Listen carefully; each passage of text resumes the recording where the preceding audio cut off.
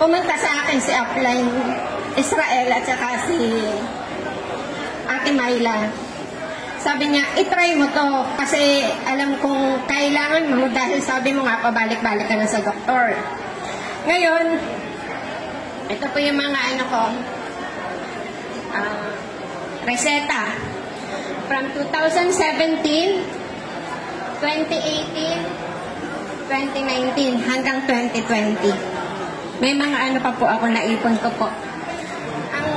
Sa iba-ibang hospital po, iba-ibang eye clinic na ako nagpa-check up. Nung ginamit ko yung, wala akong pera nun.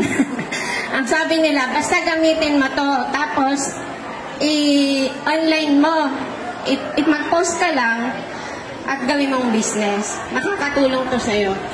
Nung iniwanan nila ako ng M57. Ngayon, yung sabi ko, sinuot ko magdamag. Sabi ko, kinabukasan, tinawagan ko sila. Sabi nyo gagaling yung mata ko.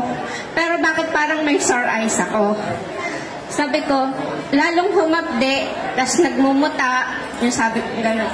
Sabi niya, hindi ate. Sabi niya, ibig sabihin yan, nasa healing process ka na. Sabi niya, ituloy mo lang yan kasi hindi mo mamamalayan, magaling na yung mata mo.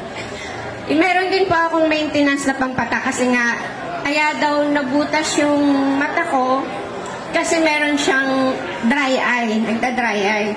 So, since then, hindi, nakasabi ng pinakang maintenance ko na yun. Pero nakaisang bote lang ako ng maintenance.